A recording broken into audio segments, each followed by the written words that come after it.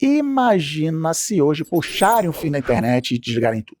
Bom, para começar, esse programa aqui, né, que você está assistindo, nem existia, ou ia existir, mas não é possível acessar, e aí se você, que é o nosso público, não assiste, ele não existe.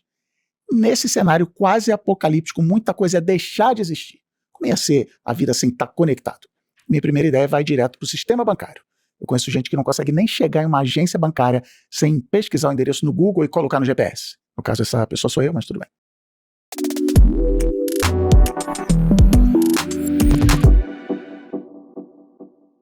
Estar conectado não é luxo. É uma necessidade básica para negócios existirem, eu diria que quase todos os negócios. Por trás de toda a tecnologia que nós acessamos tem um trabalho minucioso para fazer tudo rodar em perfeita harmonia, com velocidade, confiabilidade e segurança. E a mágica acontece quando o cliente final, eu, você, todo mundo que vai a uma agência bancária, fazemos o que precisamos fazer sem pensar em nada, sem nenhum problema. Eu sou o Cris Dias e para conversar comigo hoje aqui na mesa do Tudo Conectado estão os responsáveis por essa mágica. Nayara Martini é coordenadora de Telecom na Tecban há 4 anos e meio e é uma das responsáveis por colocar na rua toda a tecnologia que a Tecban é tão conhecida. Nayara, prazer estar aqui com a gente. Tudo bem? Cris. Obrigada pelo convite. Bem-vindo. Jorge Ernesto Luz é coordenador de operações de tecnologia no Itaú e está lá desde 1985, ou seja, ele viu e trabalhou para implementar todas as mudanças tecnológicas dos últimos quase 40 anos. Ernesto, seja bem-vindo. Muito obrigado, é uma honra estar aqui com vocês e contar a história de tudo isso que você acabou de falar aí, é um prazer. Boa, estamos aqui para pegar histórias. Inclusive, a gente sempre começa o programa, vocês se apresentando, contando a trajetória que vocês tiveram na carreira de vocês até sentar nessa cadeira aqui, como é que vocês estudaram, o que vocês já trabalharam, como é que começou, como é que você veio parar aqui? Bom, eu trabalho 12 anos com Telecom, foi por incentivo de um tio que eu comecei a estudar, fiz um curso sobre modems, sobre roteadores. Depois eu arrumei um emprego de técnica, participei de rollouts de instituição financeira. E aí começou a minha trajetória técnica. Eu virei analista, fui para uma terceirizada da Tecban. Lá eu virei especialista, gerente de projetos, coordenadora. E depois entrei na Tecban. Hoje eu sou coordenadora de um time de campo. E sou responsável por todas as ativações, sustentações de telecom da Tecban. Muito bem. Você, Ernesto, 45 minutos você conta aí essa história. Muito fácil, né? Eu comecei lá de baixo, né? Eu fiz um curso técnico em telecom, e no meio do caminho eu fiz engenharia civil, não sei porque eu troquei, fiz engenharia civil e nesse período eu comecei a trabalhar no Itaú. Como foi basicamente meu segundo emprego, eu trabalhei numa empresa 1 ou 2 anos, depois eu entrei no Itaú e construí junto com o Itaú quase toda a parte das agências online que você vê hoje. Desde os terminais bem básicos, daqueles de fósforo verde, daquela tecnologia bem antiga, até a tecnologia atual hoje, com 4G, 5G e links de alta capacidade. Quando a gente está falando em conectividade, o que quer dizer isso? O que quer dizer um sistema bancário conectado? Eu acho que a conectividade ela é uma oportunidade. Ela traz oportunidades, não só para o negócio bancário, para qualquer negócio.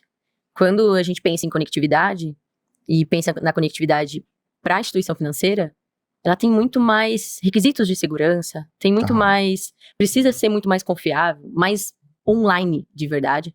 E eu acho que essa, para qualquer ramo, é importante, mas quando a gente fala para a instituição financeira, tem o delicado, que é o dinheiro do cidadão. Assim, é o dinheiro que o cara se esforça todo mês e que ele quer garantir que está seguro. E quando a gente fala da segurança, da conectividade, eu acho que essa é a principal importância quando a gente fala de instituição financeira. Completando o que você está falando, a visão também de conectado para nós é a interligação e a comunicação do nosso cliente com o banco.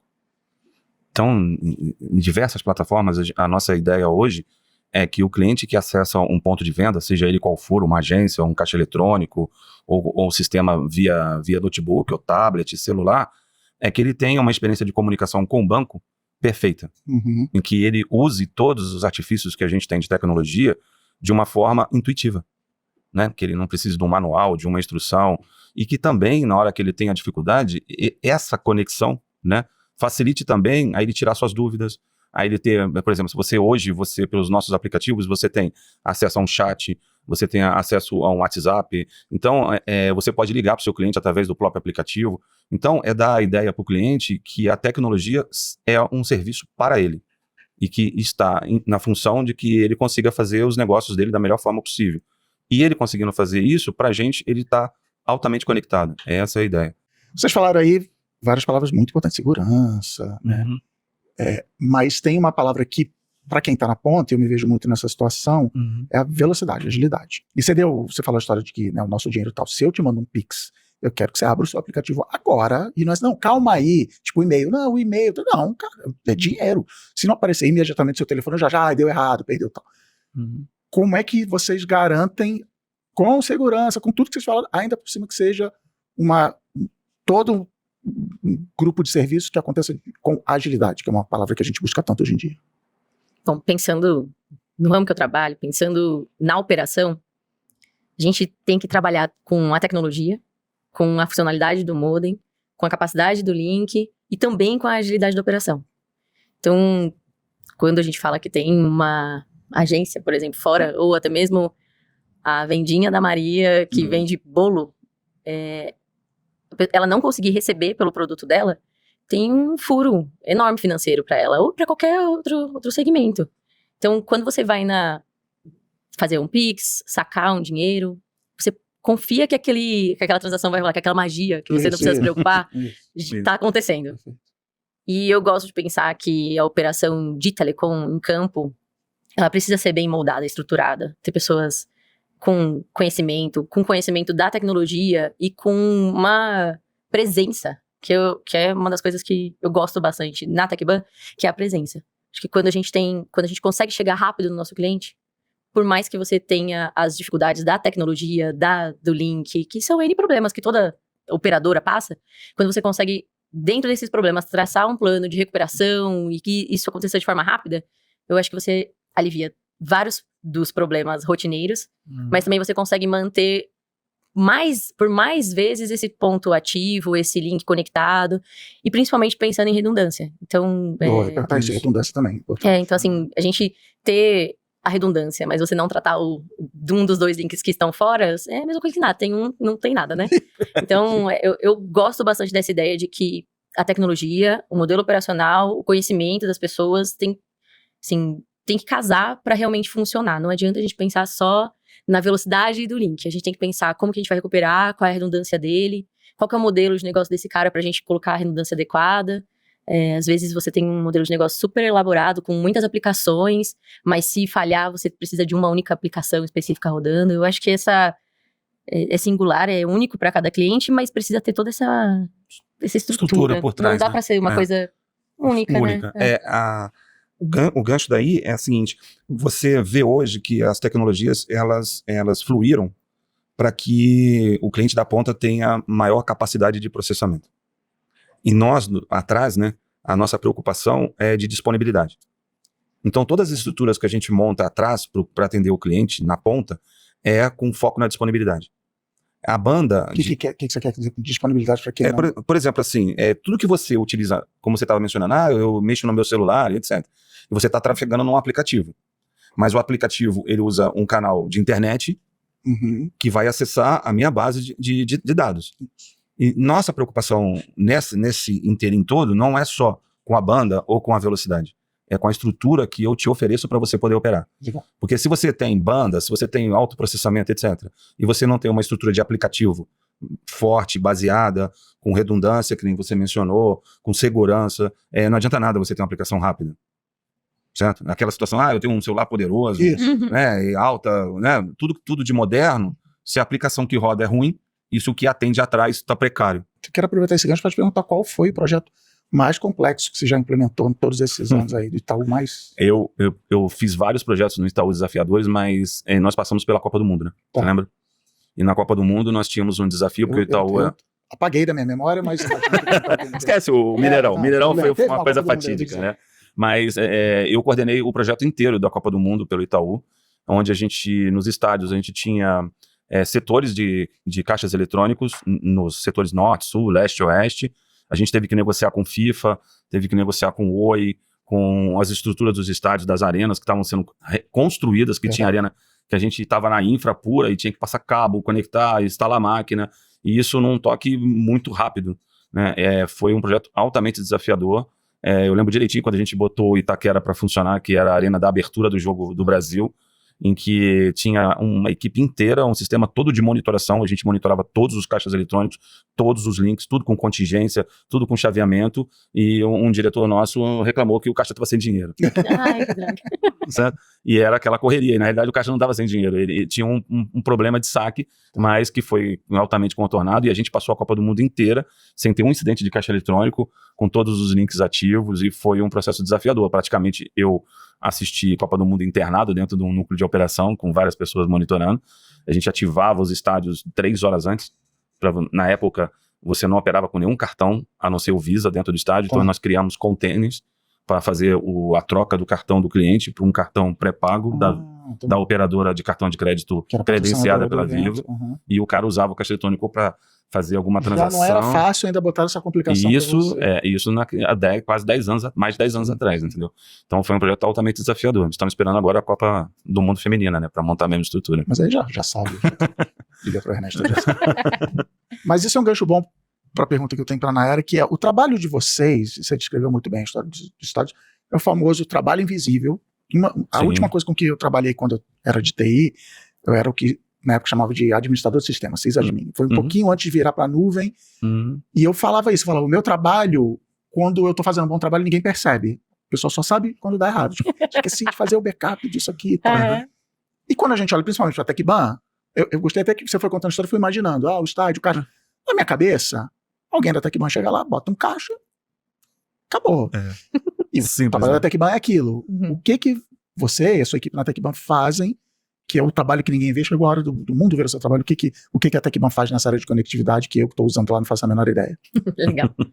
Bom, para ilustrar, assim, eu gosto muito, sempre quando algum amigo meu me pergunta o que eu faço, eu gosto de usar coisas que eles estão muito acostumados a usar, exemplos, para eles entenderem bem.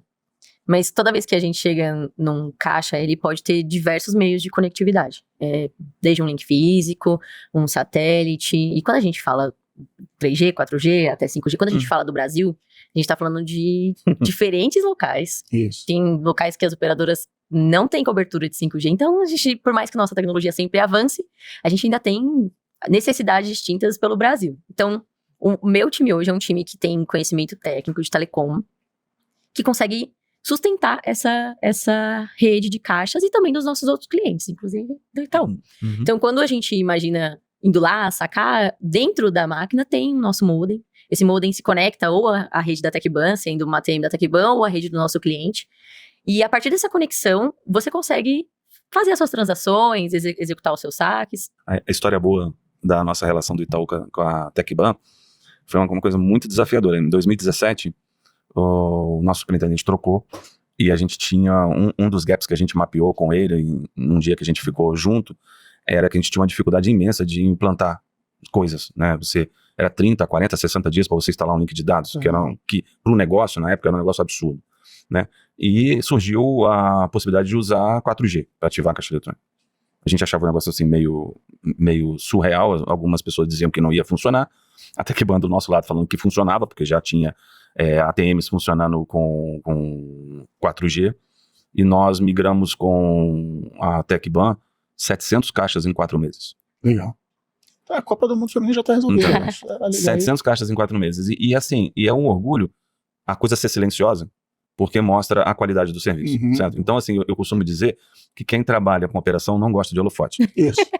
Se você gosta de holofote, escolha. Se a operação ficou no holofote, apaga a luz, porque tem alguma coisa que está errada, certo? Sim. Então, assim, no nosso ramo, a gente tem que aprender que o silêncio é a melhor coisa do negócio, certo? Ter alta disponibilidade, não ter ninguém reclamando, o cliente na ponta satisfeito.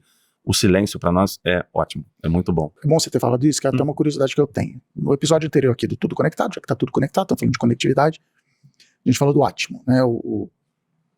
Uma das soluções de conectividade, de serviço, para lugares de acesso físico de pessoas, equipamentos e o cofre que você falou que pesa 2 toneladas de chegar. Então tem uma solução que eu gostei que era não só tecnológica, mas também eu vou chamar de contábil. Assim, legal, a pessoa já está no caixa da sua loja e tal.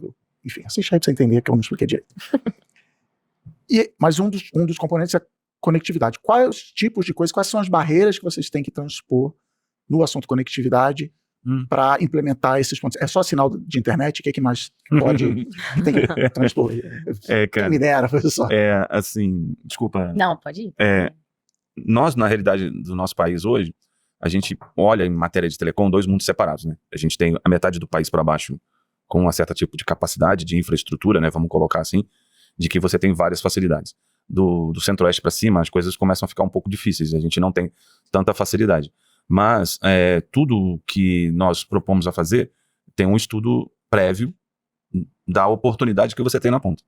Então a gente consulta as operadoras, consulta a TecBan, vê sinal com cabo, sinal com 4G, sinal com 5G, satélite. Hoje a gente tem o Starlink disponível, então a gente tem satélite de baixa órbita. Então você olha o produto primeiro e vê qual é a tecnologia que você vai encaixar nele. E dentro da tecnologia que você vai encaixar, você tem o leque de produtos de telecom que você usa. Então, certo? quando alguém vir falar, tinha que ter uma agência aqui na minha cidade, no meu bairro, não é só uma conta de pessoas, de clientes, você tem tudo isso aí que você tem toda uma estrutura para você olhar por trás. E tem pessoas da equipe especializadas para fazer esse site survey, que a gente chama, né? Legal. O cara vai no local, o cara olha poste, olha cabo, a gente aciona o pessoal da TecBan para medir a qualidade do sinal, vê herb. Tem vezes que a gente recorre até às operadoras móveis, porque a TecBan só tem sinal de um chip só, mas tem um sinal mais ou menos de um chip de outra operadora. Aí a gente liga para outra operadora, dá para dar um ganho na herb, ou então vê. Então a gente tem todo um trabalho de bastidores na hora que você vai implantar um ponto de venda. Então, assim, é um pacote de produtos de telecom que a gente utiliza para fazer a coisa acontecer no menor tempo possível. Certo? E na região norte é um desafio. É um desafio para montar, né? E é um desafio para manter também. Certo? Isso aí, sustentar. Qual Porque é o seu muitas... projeto mais... Tipo, a Copa do Mundo dele, o que você mais sofreu, mais nesse... você transposto barreiras dessa que ele citou? Quando a gente fala da implantação de um projeto, esse bastidor é um bastidor que requer muitas análises. Você pensa no tempo de implantação, que pode ser ótimo, você pode ter uma eficiência ótima na implantação, mas você tem que pensar se você vai sustentar aquele ponto, se você vai poder cair, você vai atender no SLA necessário para o cliente. Então, todo esse estudo, eu participo de todos. Quando der errado, não é só quando der tudo certo. Exato. Então, assim, eu acho que dos projetos que eu participei, com certeza foi um dos primeiros, que foi um que eu fiz para o Bradesco, que também era rollout. De instituição financeira, precisa dessa análise com muita rigorosidade. Não que o SLA de outras sejam menos importantes, mas dependendo do cliente, ele te traz mais flexibilidade para atender. Às vezes 8 horas, às vezes D mais 1, 2. Mas quando a gente fala de SLA prazo curto, você tem que pensar na estrutura inteira. Então, eu penso onde eu vou alocar um técnico, se eu vou ter que buscar parceiros, se eu vou precisar remanejar as nossas unidades operacionais. Todo esse planejamento, para mim, é sempre um desafio. Então, o resultado lá na ponta da implantação ainda é muito satisfatório, mas eu acho que quando a gente sustenta muito bem, para mim, é a garantia de que o estudo que eu fiz foi bem feito. Eu imagino que o trabalho de vocês, sempre que sai uma nova tecnologia, por um lado, vocês vão olhar, legal, isso aqui, será que eu posso usar nesse tipo de trabalho? Mas, por outro lado, também não pode estar implementando por tudo isso que a gente já falou até agora aqui no programa.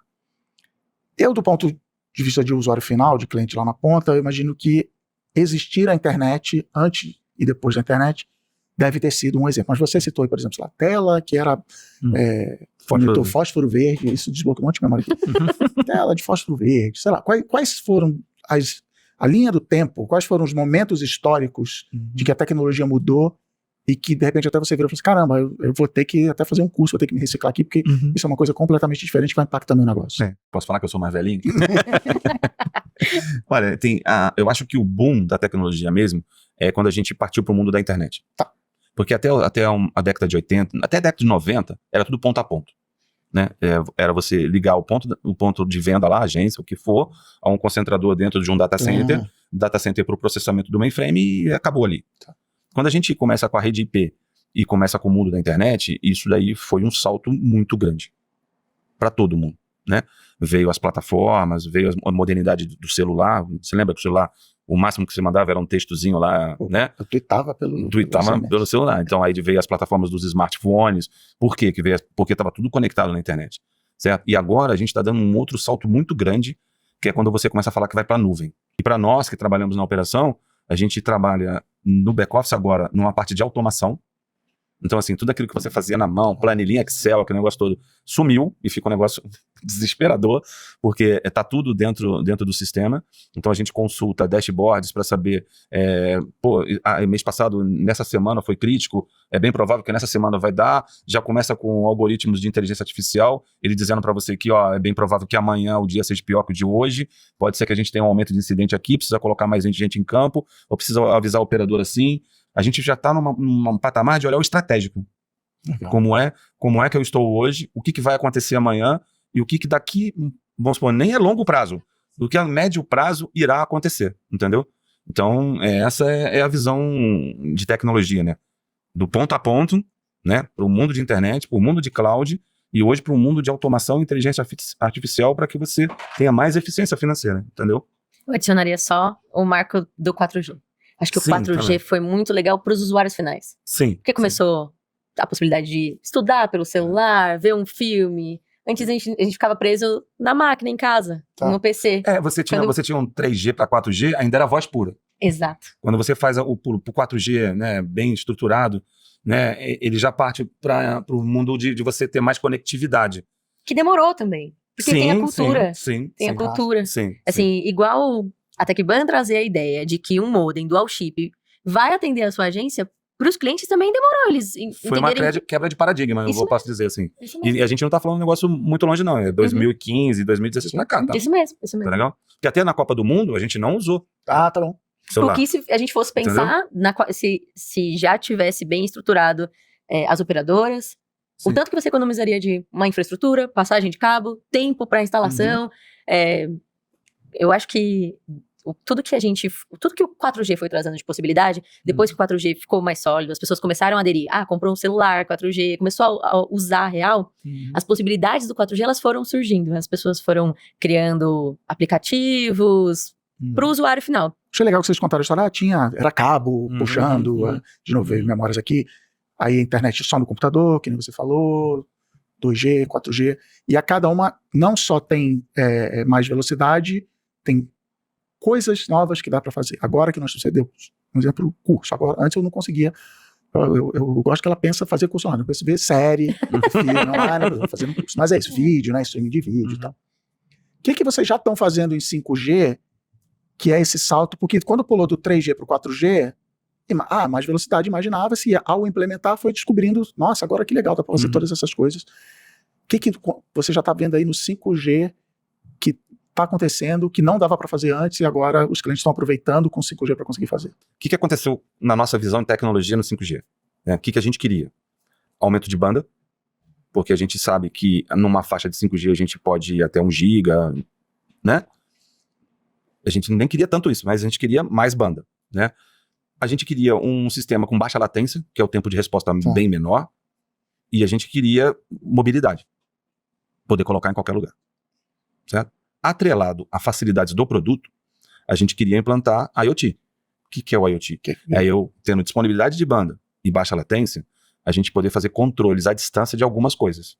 Tipo, acender e apagar a luz de uma agência, ligar e desligar o ar-condicionado, trancar e fechar uma porta, remoto, sem eu precisar ter que ter uma pessoa lá. Quando a gente faz isso, a gente desonera a mão de obra, certo? Eu não preciso colocar pessoas para atividades que não são nobres, né? Não preciso botar uma pessoa para ir lá abrir uma porta. Eu posso colocar ela para vender produtos e etc. Então, a nossa direção em cima do 5G foi voltado para isso, né? Tudo que tem bônus, gera ônus. A gente ainda não encontrou um 5G assim no Brasil, na disponibilidade que a gente tem nas outras nações. A gente ainda está num processo de expansão, de colocar herbes, de aumentar o sinal, porque quando você pega um sinal 5G de mais de 100 mega, 200 mega, 500 mega, você precisa de um appliance específico. Você tem que investir em equipamento. Você tem que trocar seu smartphone. Por que troca seu smartphone? Pela potência do sinal, pela qualidade do que você recebe, do que você quer fazer. Então, algumas coisas no 5G pra gente, a gente planeja fazer várias coisas, mas ainda estamos numa situação. Para o pessoal que trabalha com smartphone, foi uma maravilha. Você vê vídeo, você vê... Quer dizer, a gente está no mundo da Coreia. Sim. Certo? A Coreia fez o quê? Ela botou 5G, botou Wi-Fi 6, que é a mesma frequência do 5G em lugares públicos e etc. E você não sente a menor diferença quando você transita de um lugar para o outro. É fácil. A nossa ideia como banco é exatamente essa sensibilidade para o cliente e para o pessoal interno também. que ele transite no 5G na rua, com baixa latência, com disponibilidade de banda, e na hora que ele passe para o ambiente interno dentro do Wi-Fi, a gente esteja capacitado com a mesma disponibilidade. Então a gente investiu hoje nos 2 segmentos de tecnologia, tanto no 5G, quanto recapacitou o Wi-Fi para que não haja diferença. Mas ele tem a um gente- desafio muito grande com 5G. Sim, Que aí, sim, pensando em telecom, quando a gente pensa lá o que pode ser feito, a gente tem muitas Entendi. possibilidades. Tem muitas, mas quando a gente olha como a gente vai chegar nesse ponto, aí tem a infraestrutura, é um super desafio, a saturação da rede é outro desafio, investimento financeiro. é o outro investimento, o desafio. custo disso. Porque muito assim, alto. quando a gente pensa na quantidade de antenas que as operadoras hoje têm instaladas, isso vai se aumentar com o 5G, a cobertura é menor. Então, a operação disso vai ser mais complexa também. Por isso que vai precisar do IoT, inteligência artificial, vai ter que usar O 5G ele tudo. tem uma característica, que a densidade de herbes, que são as antenas que vocês veem na rua, elas têm que ser maiores. Maior, muito Não mais. Porque- Mudar do 4G pro 5G não é a Não mesma é coisa só- que eu ligar pro meu plano e Não. falar, Não, troca meu chip aí. Não é, não é. tem- Não é. Não, Isso tem não uma- Isso é uma coisa que eu não É sabia. aquilo- Tipo, tem um alcance menor. Isso aí. Isso. Isso aí. Olha, Por que ele tem um alcance menor? Porque a densidade de sinal é maior, tá. certo? Onde Eu fingi que entendi. Ah, claro. Não, vamos fazer uma comparação bem esdrúxula, né? Obrigado. Onde você trafegava 10 quilos, Tá. hoje você trafega 1.000. Tá. Certo? Se eu trafego 1.000, eu preciso de uma força maior para transmitir maior quantidade de sinal, certo? Nisso, eu preciso diminuir a distância entre eu que comunico com você e aumentar a potência de captação do sinal. Você precisa estar mais próximo. Entendeu? Então, assim, a força que eu faço para carregar 10 quilos é diferente da força que eu vou carregar para carregar 100. Legal. Deu para entender agora? Didaticamente? Agora as Tentei ser possibilidades. professor agora. Sim, eu acho mágico assim pensar, porque quando a gente olha hoje na estrutura que tem de 4G, o médico fazer uma cirurgia à distância, Uhum. pode ter uma latência que pode matar o cara. O 5G ia ser assim, real. Vai ser, né? O médico, acho que pro segmento financeiro, esse lance de, te mandei uma transação, Uhum. espera. O e-mail, sabe? Isso. Espera, que tá chegando, tá no caminho. Eu acho que isso a gente, por mais que a gente já acompanhe, já vê essa evolução, principalmente quando a população adere, né? Começou todo mundo a usar 4G. Quando todo mundo começar a usar 5G, ter dispositivos, né, espalhados com 5G, a gente vai começar a perceber mais esse real time mesmo. Essa facilidade. Muito bom. A gente sempre termina o programa com um exercício de futurologia, que a gente já começou a fazer aqui, mas eu quero que vocês pensem daqui 10 anos o que a gente vai estar fazendo, o que a área de vocês vai estar fazendo, o que até a natureza do trabalho de vocês vai ter mudado em 10 anos, o que vocês estão... Não vejo a hora disso acontecer. Imaginem o futuro aí. Embora a estrutura de cloud hoje já seja uma realidade, eu acho que ainda é muito pouco explorado. Eu acho que esse caminho é um caminho sem volta, e eu acho que a infraestrutura do nosso país vai crescer para a gente ter mais zonas de cloud no Brasil, para a gente poder ter mais possibilidades de contingência, de sites, e ter uma estrutura em cloud no país um pouco mais robusta, vamos colocar assim. Em matérias de appliance, a gente vê muito tablet, e os processamentos dos tablets cada vez aumentam mais, e é bem provável que daqui a pouco a gente não tenha mais notebooks, Uhum. e a mobilidade será muito maior. Eu enxergo que a gente vai ter daqui a pouco uma estrutura de Wi-Fi muito robusta, que a gente vai estar usando smartphones e tablets com uma facilidade muito grande em trafegar dados e estar conectado a nível global, né?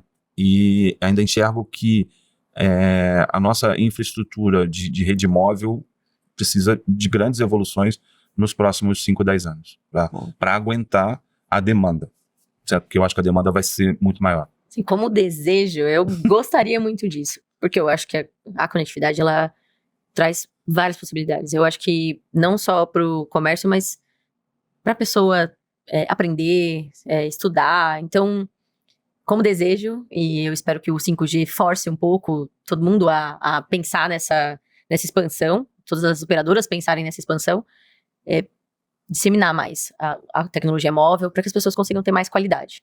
E aí, eu acho que a gente vai ter casas inteligentes, eu acho que a gente vai mudar a nossa cultura. Que eu acho que se não mudar a cultura, nada dessas coisas que a gente até imagina que vai acontecer, não acontecem. Sim. Então, até a inteligência artificial, as pessoas gostam muito de Alexa porque elas se sentem conectadas com alguém. Mas se você só colocar uma inteligência e não transformar ela para que seja humanizada, as pessoas não usam. Então, essa transformação cultural esse desenvolvimento tecnológico, eu acho que eles andam juntos. Não adianta você jogar um monte de tecnologia e ninguém usar.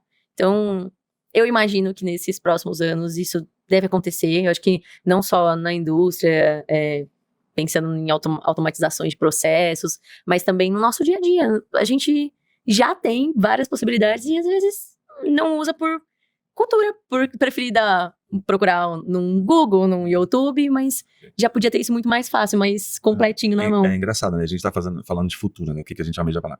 Se a gente voltar 2, 3 anos atrás, olha quanto de tecnologia a gente evoluiu com uma simples pandemia. Nossa, verdade, bem pensado. Eu acho assim, isso a gente mudou a cultura, né? A gente precisa, não digo que a gente vai ter outra pandemia, pelo amor de Deus, não é isso que eu quero dizer. Mas assim, o impulsionamento tecnológico, ele é feito pela demanda e necessidade. As pessoas estão muito mais interconectadas pós-pandemia, né? E a gente até conversamos várias vezes em retroceder do home office para o presencial, e algumas pessoas ficam... Não, em home eu sou mais conectado com o cara do que trabalhando. Sim. Então, assim, a gente ainda tem essa visão, né? E eu acho excelente, a pessoa se achar mais conectada estando na internet do que estando presencial. Fico meio preocupado com as pessoas também no relacionamento. Mas é um advento que não vai sumir mais. Certo? E para que a gente impulsione mais coisas, precisa de mais tecnologia. Certo? E algumas coisas eu ainda acho que a demanda financeira e o poder aquisitivo das pessoas ainda dificulta o futuro ser mais rápido, entendeu? Se as pessoas pudessem ter um custo de tecnologia mais barato para poder ter mais, usar mais, poder adquirir mais e expandir mais essa situação, eu acho que o futuro ficaria bem mais ali, né?